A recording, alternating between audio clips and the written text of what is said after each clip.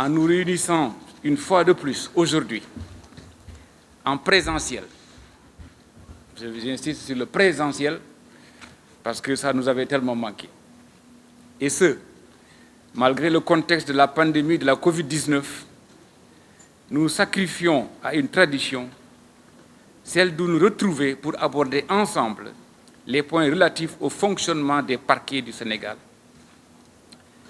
C'est donc avec un plaisir éprouvé que je reviens ce matin présider cette conférence annuelle des chefs de parquet que je m'autorise, avec votre compréhension et avec votre permission, de rebaptiser Conférence nationale des chefs de parquet. Permettez-moi, à cette occasion exceptionnelle, de rendre un vibrant hommage à ceux qui sont trivialement désignés de magistrats debout. Debout comme un seul homme. Et en dépit des vicissitudes intrinsèques à leur fonction, ils exercent leur métier avec conviction, non sans coup férir, mais sans courber l'échine. Mesdames et messieurs, en avril 2021, Inch'Allah, je ferai 2 ans à la tête de ce département ministériel ô combien important en ce qu'il constitue l'organe administratif suprême du pouvoir judiciaire. Depuis ma nomination, j'ai pu visiter des juridictions, rencontrer des magistrats enthousiastes, sans une pointe d'agacement et fiers de leur métier. En un mot, j'ai trouvé une communauté judiciaire dont le dévouement et la compétence forcent le respect. J'ai également entendu leurs préoccupations et leurs attentes. Croyez-moi, pour les réponses, je m'y suis attelé autant que faire se peut dès ma prise de fonction et je continuerai à m'y employer sans relâche. L'ambition que son Excellence, le Président de la République, a pour la justice est connue. Promouvoir une justice de qualité. Je la porterai avec énergie et abnégation pour bâtir avec vous et avec les différents acteurs une institution judiciaire au service de nos concitoyens et à la hauteur de leurs attentes. L'existant est déjà satisfaisant, mais le service public de la justice, comme toute œuvre humaine, est bien perfectible et nous nous y emploierons tous ensemble. Avec mes collaborateurs, nous sommes en train de réfléchir en profondeur et à tous les niveaux pour relever les défis auxquels l'administration de la justice, dans son fonctionnement, est confrontée. Néanmoins, je vous engage, vous aussi, à rester mobilisés et à poursuivre votre contribution à la construction de notre édifice, qui est d'abord le vôtre et qui, pour ma part, constitue ma famille professionnelle. Bien entendu, l'histoire nous enseigne que les réformes peuvent être longues et se mettre en place. C'est pourquoi je fais mienne la stratégie axée sur la concertation élargie et le partage, et qui permet souvent de soutenir les exigences liées à l'atteinte des résultats sans cesse probants. Mesdames et messieurs, les questions que nous aborderons au cours de cette conférence, à savoir la table des infractions, ainsi que le dispositif de collecte et de traitement d'informations judiciaires, constituent déjà les premiers livrables de cette ambition précisée plus haut.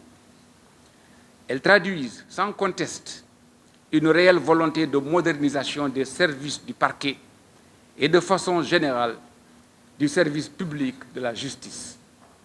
Aussi, participeront-ils, j'en suis convaincu, au renforcement de l'efficacité des activités du parquet, tout en répondant au mieux aux attentes des justiciables.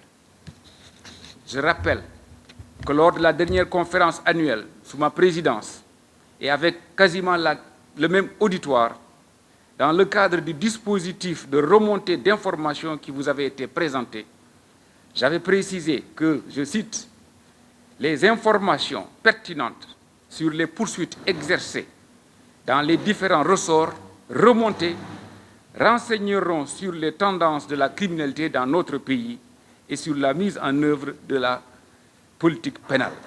Je poursuis en disant que c'est une partie de mes responsabilités devant le président de la République, devant la représentation nationale et devant les Sénégalais. Fin de citation.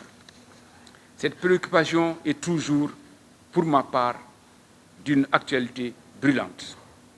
Les discussions qui suivront tout à l'heure sur les thématiques qui ont été retenues cette année s'inscrivent dans la continuité du plan global de changement des habitudes pour une administration de la justice plus performante. Le plan de transformation numérique que j'appelle de tous mes vœux doit conduire à doter mes magistrats d'outils utiles et innovants, lesquels plans devraient aboutir à une dématérialisation de toute la chaîne pénale. Je vous assure tout de suite que je ne perds pas de vue que tout cela ne sera possible qu'avec une prise en charge des infrastructures techniques, matériel informatique et Internet. Au sortir de cette rencontre, j'exhorte ceux qui en exprimeront le besoin de se rapprocher du directeur de la dématérialisation et de l'autonomisation des services judiciaires pour que le nécessaire soit fait avec diligence. La Banque mondiale, en effet, dans le cadre du partenariat qui a donné naissance à l'outil qui vous sera présenté dans les minutes qui suivent, devrait mettre gracieusement à notre disposition dans les prochains jours du petit matériel informatique. La distribution au parquet pilote suivra. C'est l'occasion pour moi de remercier la Banque mondiale pour son appui fort utile. Mais les moyens ne sont pas tout, nous le savons tous. Il faut qu'ils soient utilisés au profit d'une justice efficace. Dans cette veine, je vous exhorte à prendre les dispositions utiles pour que vous et les agents de vos services, vous vous mettiez davantage à l'informatique. Les services compétents de mon département seront à votre disposition pour vous y accompagner.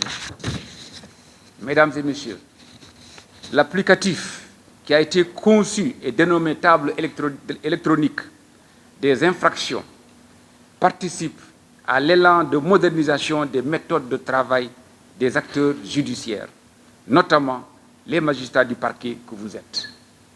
La table des infractions poursuit les objectifs de normalisation et d'unification du langage utilisé, la classification opérationnelle du droit pénal spécial et du droit pénal général, récidive, tentative, complicité, etc. Last but not least, la production de statistiques sur les infractions jugées et les peines prononcées. Aussi, la disponibilité des données statistiques fiables est-elle indispensable à une gouvernance de la justice. En effet, une fois transmis à la chancellerie, les états des affaires de vos parquets, sont exploités par la direction des affaires criminelles et des grâces à toutes fins utiles. De même, ces informations permettent, d'une part, d'évaluer l'efficacité des activités des parquets et, d'autre part, d'aider le gouvernement à prendre à bras le corps les problèmes auxquels il devrait apporter les mesures idoines pour un meilleur fonctionnement du secteur de la justice pénale. Ainsi, elles servent à définir ou à ajuster une politique pénale générale du gouvernement et même à sécréter une politique pénale thématique et en fonction des urgences révélées par des éléments objectifs et mesurables.